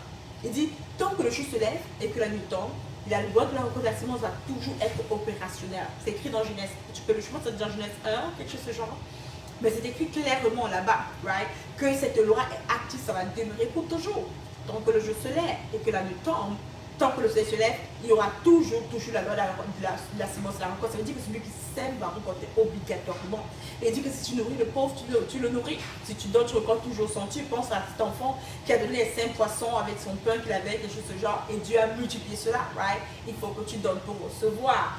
Prends le peu que tu as, sais que tu as des problèmes financiers présentement, que tu vois beaucoup les finances, tu vois les changements dans ta vie financière, prends le peu que tu as, sèmes, donne un pauvre, donne un orphelin. Maintenant, c'est que tu es sage, tu vas dire, Seigneur, révèle-moi où c'est. Mais j'avais fait cette prière avec moi. Révèle-moi, pendant qu'on prie, pendant que je suis avec toi, je te parle, fais cette prière. Seigneur, révèle-moi où et à qui s'aimer. Révèle-moi, Seigneur, où et à qui s'aimer, Seigneur.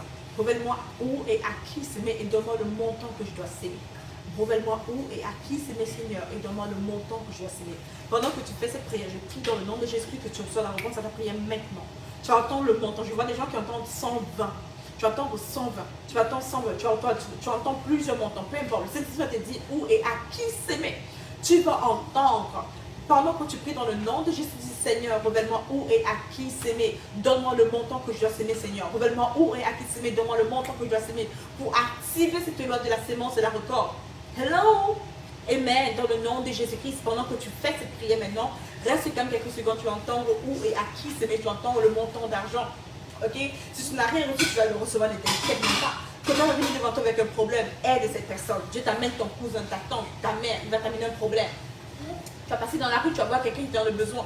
Pendant que tu vas, il va te dire où s'aimer, il va te dire le montant. J'entends des gens qui attendent 120. By the way, tu vas entendre 120. Tu vas entendre 120. Tu vas entendre 120. Tu vas entendre, il y a des gens qui vont entendre 120. Si c'est un peu tu entends 120, guys, c'est une chose pendant que je te parle que j'entends, c'est pendant que je te parle par la grâce de Dieu, je ne vais pas te donner des instructions parce que Dieu va te dire exactement quoi faire dessus, là, guys, ok? So, sème, donne un pauvre, quelqu'un qui est dans le besoin. Où est-ce que Dieu te dit de s'aimer? Tu sèmes, peu importe c'est quoi, ne résiste pas. Maintenant que tu vas faire cette semence, tu dis Seigneur, j'engage les principes divins, right? La loi de la sémence et de la récolte. Je sème pour récolter. Je ne veux pas récolter une fois, je veux récolter au centuple dans le nom de Jésus-Christ. Maintenant que tu laisses partir ta sémence, tu relaxes, tu restes chill. Tu vas entendre je vais te donner un témoignage personnel, guys. Je vais te donner un témoignage. J'ai tellement de témoignages. J'ai tellement de témoignages. Je me souviens, guys, c'était en... Je crois que c'était le mois de septembre. Je ne sais plus exactement le mois. Depuis que j'ai accouché mes enfants, je t'assure, ma mémoire avec les mois, les dates, ça joue un peu. Mais ça revient dans le nom de Jésus-Christ. Amen. Alors, à la fin de l'année, j'ai écouté une conférence virtuelle et j'ai entendu, le Seigneur m'a demandé de s'aimer. Okay. Il m'a demandé de s'aimer, je crois que c'était, je ne sais plus, c'était 1000 et quelques dollars, je ne sais plus. 1000? Je ne sais plus, 1000 ou 2000 dollars, quelque chose de ce genre. C'était quelque chose de ce genre, ok? Et j'ai fait la sémence. À cette période-là, je t'assure que c'était une grande sémence. C'était une période vraiment difficile financièrement. C'était beaucoup à mes yeux. Je ne sais plus, c'était soit 1000 ou 2000 dollars. Je ne sais plus exactement le montant. Mais c'était un grand sacrifice pour moi dans cette période. C'était très difficile. Et j'ai sémé avec foi. Quand j'ai fait cet acte de sémence, je n'ai pas pu tout semer immédiatement. J'ai juste pu sémer une partie et après j'ai fini. Mais quand j'ai fait cet acte au Sénégal, la même année, je pense que 2 mois plus tard, le Seigneur a multiplié en 1 mois. J'ai généré, si je ne me trompe pas, 120 000 dollars en 1 mois. C'était la première fois que je génère ce genre de montant en 1 mois. J'ai géré 120 000 dollars en vente en 1 mois. 120 000 dollars en 1 mois. J'avais semé 1200 dollars. J'ai semé 1200 dollars. Et j'ai récolté 120 000 dollars en moins de 2 mois. 2 mois, quelque chose de ce genre. Right? I mean, les mois, je ne suis pas certaine des mois, honnêtement, guys. Mais je t'assure, c'était presque wow. I was like, wow, Seigneur, this is big. Il y a des fois, parfois, que j'ai eu à s'aimer aussi. Le Seigneur m'a demandé de s'aimer. Et je n'ai pas vu de récolte immédiate, right? Et je me suis dit, ah, mais Seigneur, tu m'as dit de s'aimer, que j'ai s'aimé, je n'ai pas vu de récolte financière immédiate. Mais ce qui s'est passé, c'est que Dieu a annulé une dette. Ou bien Dieu a fait, il a fait autre chose. Alors, ne t'entends pas seulement recevoir la récolte de l'argent. Immédiatement, certains, ce sera le cas, certains, non. Certains, ça va être une restauration. Certains, d'autres, Dieu va terminer ton partenaire. Ça va pas être directement toi. Mais lorsque tu sais, la récolte vient toujours d'une façon ou d'une autre. Tu ne peux pas juste dicter comment la récolte te revient, mais ça fonctionne. Je me suis une autre fois où Dieu m'a demandé de s'aimer. Et lorsqu'on a sémé, on a vu vraiment juste une porte s'ouvrir drastiquement. D'ailleurs, je priais, écoute ça, j'étais en train de prier. J'ai fait une sémence, je fais une grande sémence. J'attendais qu'un montant d'argent soit débloqué. et j'ai sémé et le lendemain, le montant d'argent dans mon compte bancaire c'était débloqué. Right? Bref, ça fonctionne. Ça fonctionne. La loi de la sémence et la récolte fonctionnent. Alors ici, je ne t'ai pas dit d'envoyer ton église. Si Dieu te dit d'envoyer ton église, envoie ton église. Mais si c'est que Dieu donne à quelqu'un, si tu te dit de donner un pauvre, aux orphelins, peu importe qui donne. Ok? Si c'est que tu as un besoin financier, donne, ne retiens pas. Quand tu es dans le besoin, c'est là que tu donnes. Tu actives la loi de la sémence. Si c'est que tu retiens, tu fermes tes mains. Et quand tu donnes, que tu coupes ta main. Right? Quand tu donnes, tu recordes. C'est comme ça que les finances fonctionnent. Il faut toujours comprendre que l'argent doit flotter. D'ailleurs, tu donnes. Right? C'est tout droit. Alors pendant que je te parle les meilleurs, j'entends le Seigneur, il dit à certaines personnes d'entre vous qui sont fidèles dans le dîme et offrande, il dit prends la loi de la dîme, prends cette loi de la dîme qui est dans Malachie, prends cela, présente-cela au Seigneur, ok? Le Seigneur va faire ressusciter tes finances parce que tu es fidèle dans tes dîmes. Le Seigneur va te faire, il va ressusciter tes finances de manière littérale, il va ressusciter tes finances parce que tu es fidèle dans tes dîmes. La loi de la dîme est réelle, ce n'est pas une blague, c'est la vérité, ce n'est pas une obligation, c'est un principe qui fonctionne drastiquement. Si tu es fidèle dans tes dîmes, le Seigneur te dit, prends la loi de la dîme, va voir le Seigneur devant cela et revendique une résurrection de tes finances. Il va ressusciter tes finances. Demande une résurrection, dis Ephrata, ok? Toutes tes finances, que la porte s'ouvre tes finances, parce que tu es fidèle dans tes dîmes et dans tes offrandes. Jésus veut que tu sois fidèle dans les dîmes et dans les offrandes. Maintenant, je vais prier ici pour certaines personnes. Et j'entends pour... Je veux prier, mais j'entends de prophétiser au lieu de prier. Et une personne, si tu es ici et tu as, ou bien tu... Est-ce que je sais bien? Encore. J'entends une personne ici qui a un problème de voiture. Right? J'entends une personne qui a un problème de voiture. Et il y a un problème de voiture que tu as. C'est comme, je peux voir, je ne sais pas si c'est dans le présent ou dans le futur, je vais te dire. Parce que c'est comme si ça va arriver. C'est comme si ça va arriver. Right? Et je crois que c'est dans le futur. Il y a une personne ici qui a une voiture qui est une voiture normale. Mais je crois vraiment que ça va arriver. Parce que j'ai vraiment l'impression que c'est dans le futur. Alors tu risques d'avoir un problème de voiture. Il va venir contre toi. Et le Seigneur te demande ici de ne pas te alarmer. Parce que tu vas recevoir une nouvelle voiture. Ok? Il me demande de te donner ce témoignage. Quand le problème de voiture va venir, ça va vraiment te faire mal. Parce que tu auras l'impression que Dieu t'aura laissé tomber. Tu vas vraiment vouloir dramatiser, puis pleurer et te rendre dans l'amertume. Et Dieu te dit, ce problème de voiture va arriver, pas pour le mal, mais pour le bien. Parce que tout va concourir pour ton bien. Et il me demande de te donner ce témoignage. Ma petite soeur a eu un accident avec sa voiture s'est gâtée. Okay, elle a eu un accident de voiture. Et ma petite soeur voulait maintenant, elle était un peu crise, right? Puis elle a contacté son assurance. Et son assurance lui a donné l'argent 2 fois de la valeur de sa voiture. 2 fois la valeur qu'elle avait acheté sa voiture. Alors disons, c'est un exemple, disons qu'elle avait acheté sa voiture à 4 000 $. L'assurance lui donne 8 000 $. Maintenant, elle est capable d'acheter une voiture beaucoup plus belle, beaucoup plus grande. Alors au lieu que ce soit un malheur, c'était un bonheur. Right? Est-ce que tu m'entends ici? Et Dieu dit, tu auras ce genre de témoignage. Accroche-toi sur le témoignage de ma petite soeur. Dieu te dit que tu auras ce genre de témoignage. Alors ta voiture va se gâter. Je vois une voiture qui va se gâter dans le futur. C'est une petite voiture que tu as. Il va se gâter. Quand tu auras un accident, quelque chose de bizarre, tu te demandes de ne pas t'inquiéter, de ne pas te pleurer, de ne pas entrer dans... Quand c'est quelque chose, quand c'est financièrement, tu as vraiment besoin de la voiture et tu veux pleurer, tu te dis ne t'inquiète pas, c'est pour le bien. Ok, l'ennemi va te faire croire que c'est pour le mal, tu vas commencer à paniquer, non. Et tu as une assurance, Dieu te dit non, c'est pour ton bien. Alors il me demande de te donner des témoignages, ma petite soeur, que Dieu l'a comme donné une promotion de voiture, il a comme augmenté son niveau, l'assurance a donné le double de la valeur. Ok, et Dieu fera quelque chose de ce genre pour toi. Alors sois dans la joie. Tu vois une personne aussi qui est malade. Je vois d'ailleurs 2 personnes. Je vois une personne ici qui a un proche qui est diagnostiqué ce n'est pas un cancer, c'est le diabète, c'est comme un coup de sucre, c'est lié au diabète. Je vois une personne qui a un proche qui est diagnostiqué par un diabète. C'est un parent, quelqu'un qui est très proche de toi, ce n'est pas toi. Mais ce diabète n'est pas... habituellement, c'est que tu as un accident, le diabète n'est pas si gros que ça parce que tu peux vraiment vivre bien avec le diabète. Mais ton proche se sent vraiment mal et ça te fait mal. Tu pries pour la personne. J'ai à cœur de juste prier pour toi, mais t'inviter à faire quelque chose. Je vais juste prier pour toi. Je vais t'inviter à aller télécharger cette application Kanguka. je ne sais pas quelle méthode Dieu va utiliser, mais je vais te dire que la personne va être guérie de ce diabète. Dieu entend, tu es en train de prier pour quelqu'un de très proche qui a ce diabète, qui dérange la personne. Moi, je te suggère de télécharger l'application, ok?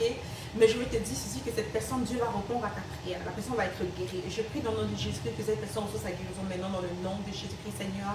Je déclare la santé dans la vie de cette personne dans le nom de Jésus-Christ. Je déclare la santé dans la vie de Michel. Une personne qui s'appelle Michel. Je ne sais pas si tu la connais, mais si tu le connais, je déclare la santé dans sa vie dans le nom de Jésus-Christ. Je te suggère de télécharger l'application Kangoka parce que je sais qu'il y a plein de délivrances et de guérisons qui se passent sur cette application-là. J'ai écouté des gens qui sont guéris du cancer, des maladies du sida, des maladies extraordinaires qui sont guéries par l'application Kangoka. J'ai mis le lien, le nom de cette application. Tu peux le télécharger. Le Seigneur te dit que tu vas être guéri, que la personne va être guérie. Il y a une autre personne qui est malade, mais tu ne sais pas c'est quoi le problème que tu as. Tu tombes constamment, tu as constamment des petits bobos de maladie, tu ne comprends pas, ta santé est vraiment... Ta santé n'est pas stable et tu veux même entreprendre, mais tout le temps, c'est comme, dès que tu as l'impression d'avancer, c'est là que tu tombes malade. C'est comme là que tu tombes malade. Et maintenant, dans le nom de Jésus-Christ, je brise cet esprit qui veut limiter ta destinée dans le nom de Jésus-Christ. Toi, Dieu, depuis l'âge de 15 ans, Dieu t'a appelé à de grandes choses. Depuis l'âge de 15 ans, tu tombes malade constamment. Ce n'est jamais rien.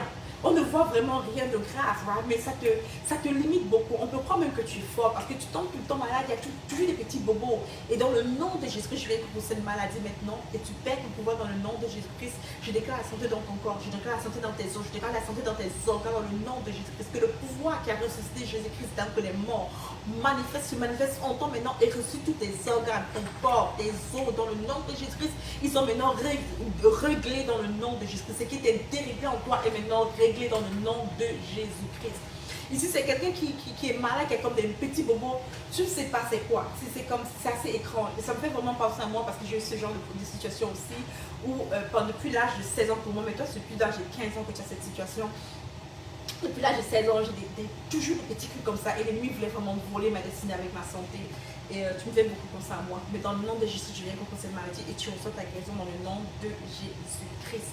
Je vais maintenant prier pour une autre personne qui est en relation de couple, qui est au bord du divorce. Et j'entends que vous n'êtes pas marié légalement. Tu vas te reconnaître. J'entends que vous n'êtes pas marié légalement, mais que vous êtes marié. Le monde légal, je vais t'expliquer ça.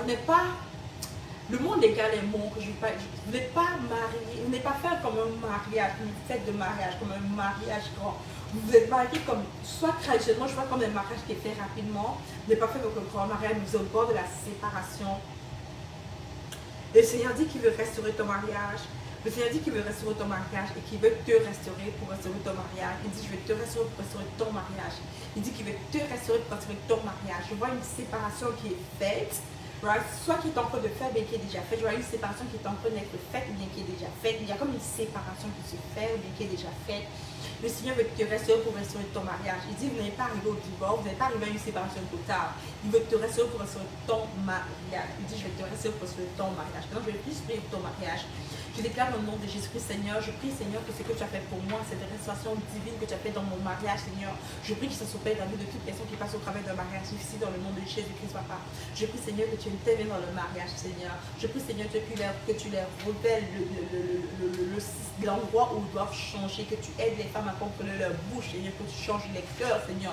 Je prie que tu touches les cœurs, que tu changes les cœurs, Seigneur, dans le nom de Jésus-Christ. Je prie, Seigneur, surtout que tu touches le cœur du partenaire. J'entends une personne ici.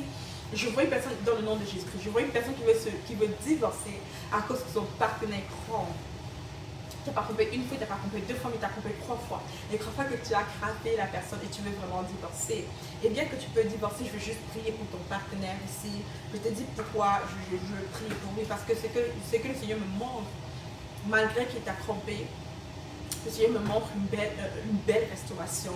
Il me fait juste comprendre qu'il peut changer les choses. C'est lui qui change le cœur des hommes. Il dit, c'est que tu apportes ton cas, c'est que tu l'amènes à lui, il peut le changer, il va le changer. Tu dis, Seigneur, j'ai déjà prié pour lui plusieurs fois d'ailleurs. Tu es devenu très spirituel à cause de ton mari. Tu as commencé à prier beaucoup plus à cause de ton mari qui te trompait et tu ne veux plus que son père, ça te fait vraiment mal, ça te brise le cœur et tu veux le quitter. Et je veux juste prier pour toi si tu peux le permettre. Tu peux faire ce que tu veux, mais je veux juste prier pour toi dans le nom de Jésus-Christ. Si Dieu montre cela, c'est parce que Dieu veut agir positivement dans cela. C'est-à-dire que Dieu veut restaurer ce couple. Dieu veut changer les choses. Alors maintenant, je prie, Seigneur, que tu changes les cœurs. Père, je prie que tu touches le cœur de cet homme, Seigneur, de ce mari, de ce conjoint, Seigneur. Touche son cœur, Seigneur. Révèle-lui ses fautes, Seigneur. Mets-le à nu, Seigneur. Mets-le à nu. Comme quand tu as exposé Daniel comme quand tu as exposé David à lui-même. Tu sais, David, lorsqu'il a crampé lorsqu'il a couché avec la femme de vous savez qui, vous savez qui, et le prophète Samuel vient vers David. David, lorsqu'il parle de ce péché, David ne reconnaît pas que c'est lui. D'ailleurs, David, il est comme dans le déni, il voit la faute sans voir la faute. Mais quand Dieu l'a mis à nu, David devant lui-même, il s'est répandu, il a déchiré ses vêtements, il a pleuré devant Dieu, ça fait une grande repentance et Dieu l'a pardonné, Dieu l'a restauré. Et je vois cette personne, tu as même ce, oh my God, je vois une autre personne que la cramperie a même causé d'avoir un enfant à l'extérieur. Alors j'ai prié pour toi. Je prie que Dieu mette à nu ton partenaire, que Dieu l'expose, que Dieu le mette à nu, que Dieu le mette à nu dans le nom de Jésus. Ça veut dire que Dieu puisse l'exposer.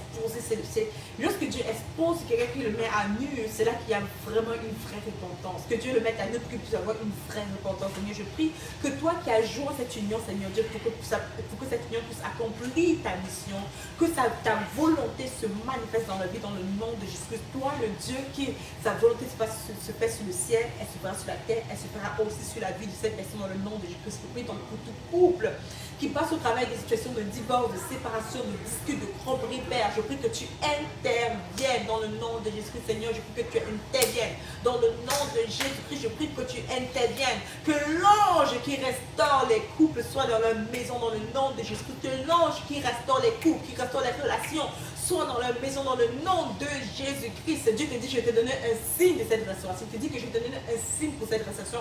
Je vais te donner un signe pour cette restauration. Maintenant, je vais prier pour quelqu'un qui a des boutons. J'entends quelqu'un qui a des boutons. Oh my God, ok, non, le prophétique, guys. J'entends une personne qui a des boutons, que depuis tu as des boutons, tu as fait plein de choses pour être guéri et tu n'as pas été guéri. Puis je te contacte ce témoignage. Et témoignage, je ne pas de moi, directement de cette personne que j'ai entendu ce témoignage, qu'elle a prié à Dieu. Au travers de l'application Kanguka aussi, elle a prié et Dieu, dès qu'elle avait beaucoup de boutons, elle était devenue crêlette à cause de ses boutons. Elle a fait plein de choses qui s'est passé et elle a prié à Dieu et Dieu a touché son visage et presque immédiatement le lendemain se lève, elle n'a plus de boutons. Elle voit comment les boutons sont partis complètement, totalement. Et Dieu te dit, ce sera ton témoignage. Le témoignage de cette femme sera ton témoignage. Dieu touche maintenant ton visage dans le nom de Jésus-Christ. Tu dis, il n'y a pas seulement les boutons, waouh. Je vois aussi une personne qui a des boutons, mais comme ton temps est devenu bizarre, c'est comme ton temps est devenu bizarre. C'est comme s'il y a un masque sur ton visage. Si c'est toi, mais moi juste que je puisse prier pour toi. Ton temps, soit tu as des boutons, mais je veux une autre personne qui a comme ton temps est devenu bizarre, ton visage est devenu bizarre, comme si tu as un masque. Tu dis, est-ce que j'ai comme de masque? Tu cherches des crèmes, tu cherches des choses, tu ne comprends pas, comme si tu as un masque au visage. Je prie maintenant dans le nom de Jésus que ce voile qui est sur ton visage puisse être retiré. Que ce voile mystique, diabolique puisse être retiré maintenant dans le nom de Jésus-Christ. Je déclare la lumière de Dieu sur ton visage, la lumière de Dieu sur ton visage, la lumière de Dieu sur ton visage, la lumière de Dieu sur ton visage. Maintenant dans le nom de Yeshua HaMashiach, je déclare la lumière de Dieu sur ton visage. Que la lumière de Dieu shine, brille sur ton visage maintenant, que ton visage soit restauré. Que cette personne qui a des boutons maintenant sur son visage, que cela soit ôté dans le nom de Yeshua HaMashiach. Dans le nom de Jésus-Christ, dans le nom de Jésus-Christ. Ok. Pendant que je prophétise, je prie, je vous en supplie, ne m'écrivez pas. Je vois tout le temps les gens m'écrire. Je vois tout le temps les gens m'écrire pour me dire, oh, dépasse c'était moi. Si c'est que tu ne peux pas ici, dis que c'est toi en public, ne m'écris pas en public. D'ailleurs, je ne vais jamais répondre, je ne vous réponds pas. Je vois tout le temps les gens m'écrire, me dire, oh, dépasse, tu as prophétisé telle chose, c'était moi, si tu peux prier pour moi. No, it. Non, je ne vais pas le faire. Non, je ne vais pas le faire. Ne m'écris pas en privé. C'est pas comme si je décide de prophétiser, c'est parce que l'Esprit de Dieu choisit que je prophétise maintenant. Et ce qui sort, right? C'est que tu veux t'identifier, je peux prier pour toi directement. C'est que tu ne veux pas t'identifier, c'est totalement ok. Alors, c'est tout pour moi, guys. Ok, c'est tout pour moi. C'était un moment. Oh my God, ce n'est pas tout. Ok, je vais encore prophétiser. Le Seigneur me révèle une personne qui est fiancée. Non, qui était fiancée, mais qui n'est plus fiancée. Qui était fiancée. Et ce n'est pas la première personne qui se fiance. Tu étais fiancé, et après tu te défiances, et après tu te fiances, et après tu te défiances. Il me fait juste comprendre que tu as une situation spéciale par rapport à ton mariage. Et tu n'es même pas encore, tu n'es pas vieille, tu es encore jeune, du moins tu es bien. Mais tu n'as pas de... Tu n'as pas de relation qui aboutit au mariage, ok? Et tu t'inquiètes pas pour le mariage. J'ai juste à cœur de prier pour toi. Et tu veux juste te dire ceci qu'il est ton époux. Je te dis qu'il est ton époux, tu t'inquiètes pas pour ton mariage. Tu t'inquiètes pas pour ton mariage. Crois pas pour ton mariage. Dieu te dit qu'il est ton époux et qu'il va faire le chemin. Je veux juste prier que Dieu fasse le chemin dans le nom de Jésus-Christ. Je déclare que Dieu fasse le chemin dans le nom de Jésus-Christ. Il dit, mets ton cœur. Et te dit, je veux juste te parler de Apocalypse 2. Va lire Apocalypse 2, chapitre 1, Apocalypse chapitre 2, pardon. Va lire le verset, la partie, il parle à l'église de Éphèse, si je ne me trompe pas. Il te dit qu'il est ton époux, que tu reviens avec ton premier amour. Mais ne t'inquiète pas par rapport à ton mariage, ça va venir, ok? Ne t'inquiète pas par rapport à ton mariage, ça va venir. Alright, so, dans cette vidéo, je veux partir, mais je dois encore prophétiser. J'entends dans l'esprit cette personne qui dit, Seigneur, pas par rapport à ma carrière, ok? Pas par rapport à ma carrière, Seigneur, rien n'avance. Pas par rapport à ma carrière, Seigneur. Si c'est toi qui mets le chiffre 1, juste pour que la prophétie soit beaucoup plus claire, guys, pour toi, si c'est que tu le désires. Les filles sont en train de s'amuser, elles sont en train de jouer à côté de moi. T'imagines, tu vois comment ça me distrait. Je vois ces personnes qui disent, Seigneur, pas par rapport à ma carrière, Seigneur. Tu es dans un emploi que tu aimes sans vraiment aimer. Tu as l'impression que tu tournes en rond de manière professionnelle. Et tu te demandes quoi faire. En fait, les plans de Dieu te sont dévoilés mais en même temps cachés. Puis je vais t'expliquer cela. Je vais te donner et tu as l'impression que tout le monde avance et sauf toi. Je te donne un témoignage personnel, ok? Il me demande de témoigner, il me marque de donner ce témoignage. Alors, moi quand je commençais ma carrière professionnelle, à la grâce de Dieu, Dieu m'a béni. Mais après quelques temps, je n'avançais plus. Je n'avançais plus professionnellement. Les autres avançaient sauf moi. J'étais vraiment perdue. Papa, qu'est-ce que je dois faire? J'essayais de forcer le chemin. Et toi aussi, tu essaies de forcer le chemin pour une promotion, pour un avancement, pour un autre emploi. Rien n'a vraiment marché. Tu es un peu perdu, papa, qu'est-ce que tu dois faire? Parce que Dieu t'a révélé des choses, mais ce que tu fais n'est pas ce que Dieu t'a révélé. En tout cas, tu es un peu perdu. Et il me met à cœur de partager mon témoignage. Quand Dieu a agi pour moi, ce qui s'est passé, c'est que je n'ai pas eu la promotion que je pensais. Dieu m'a dit des bras, il est venu un jour, il m'a dit, avec sa parole, il m'a dit, je t'embauche. J'ai vu le Seigneur, j'ai vu le Saint-Esprit en songe. Il m'a dit, à partir d'aujourd'hui, tu es embauché. Quand le Seigneur m'a embauché, même pas quelques petits mois plus tard, le Seigneur m'a donné une promotion. Pas la promotion que je voulais avoir depuis des années, mais j'ai reçu une promotion tellement immense que j'ai reçu le double de mon salaire. Au point que j'ai commencé même à avoir des mois où je générais mon salaire annuel en un mois. Okay? Et Dieu te dit, le plan, son plan par rapport à ta carrière t'est dévoilé mais en même temps caché. La raison, c'est parce que Dieu cache son plan. En tout cas, il ne cache pas le plan, mais il cache le chemin. C'est comme, je vois comme, donne-moi les mots juste, Seigneur. Donne-moi les mots. Tu ne comprends pas c'est quoi le chemin. Et Dieu cache le chemin. En fait, la manière que Dieu agit, ça nous surprend parfois. Mais fait d'une façon ou d'une autre. Mais il faut que tu le fasses confiance. En tout cas, moi, je n'ai pas eu le poste que je croyais que j'allais avoir. Et il te dit, tu n'auras pas ce que tu crois que tu vas avoir. Tu auras le double de cela. Moi, j'ai eu le double de mon salaire. C'était encore mieux que ce que je pensais. Dieu avait caché le chemin pour moi. Right? Il cache le chemin. Il cache le chemin. Mais il t'a révélé un plan. Mais tu vois que ce que Dieu t'a révélé, ce que tu vis n'est pas la même chose. Et Dieu te dit ceci, il va te donner le double de cela. Fais-le confiance. Fais-le confiance. Ne t'inquiète pas, il te dit que tu es dans une saison où tu dois apprendre à le faire confiance. Et tu peux le voir, pas seulement pour ta carrière, ta vie personnelle. Tu peux le voir, tu as l'impression que tu es un peu embrouillé. Sincèrement, tu ne sais pas trop qu'est-ce que tu fais. Tu ne sais pas trop où tu vas. Tu es dans une saison où tu t'apprends à le faire confiance. Il est en train de travailler sur ta foi. Alors, laisse-toi aller. Juste accepte que Dieu travaille. Et tu as une formation. Dieu te forme à le faire confiance. Il te forme à écouter sa voix. Il te forme à le faire confiance. Alors, il ne te fait pas le chemin, mais il te fait juste comprendre que tu dois le faire confiance.